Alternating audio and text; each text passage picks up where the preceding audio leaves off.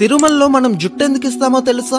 మొట్టమొదట వెంకటేశ్వర స్వామి ఒక చీమల పుట్టలో ఉండేటప్పుడు బ్రహ్మదేవుడు ఒక ఆవు రూపం దాల్చి రోజు ఆ చీమల పుట్ట దగ్గరికి వచ్చి పాలిచ్చేవాడు. అది గమనించిన ఆవుల కాపరి ఈ ఆవు మీదకి తన గొడ్డల్ని విసురుతాడు. అప్పుడు వెంకటేశ్వర స్వామి ఆ ఆవుకి అడ్డంగా నిలబడతాడు. దాంతో ఆ గొడ్డలి వెంకటేశ్వర స్వామి తలకి తగిలి రక్తం కారి దెబ్బ తగులుతుంది. కొన్నాళ్ళకి ఆ దెబ్బ అయితే తగ్గిపోతుంది, కానీ అక్కడ వెంట్రుకలు మాత్రం రావు. ఒకసారి వెంకటేశ్వరుడు కొండ మీద పడుకొని ఉండగా ఆకాశ మార్గంలో వెళ్తున్న నీలాదేవి అనే ఒక గంధర్వ కన్య వెంకటేశ్వరుని చూచి కిందకి వస్తుంది. తలకి తగిలిన దెబ్బని చూసి ఎంతో బాధతో తన తల నుంచి కొన్ని వెంట్రుకలను తెంపి వెంకటేశ్వరునికి ఇస్తుంది. అప్పుడు వెంకటేశ్వరుడు ఇలా చెప్తాడు, నా అందం కోసం నీ అందాన్ని పాడు చేసుకున్నావు కదా, కలియుగంలో కొండ మీదకి వచ్చిన నా భక్తులు తమ జుట్టుని ఇచ్చే సంప్రదాయం మొదలవుతుంది. ఆ జుట్టు యొక్క శక్తి అంతా వేరే భూలోకంలో ఉండే నీకు దక్కుతుంది అని చెప్తారు. ఇంతకీ మనం తిరుమలలో ఇచ్చే మన జుట్టుని ఏం చేస్తారో తెలిస్తే కామెంట్ చేయండి. ఒకవేళ తెలియకపోతే గోవిందా గోవిందా అని కామెంట్ చేయండి.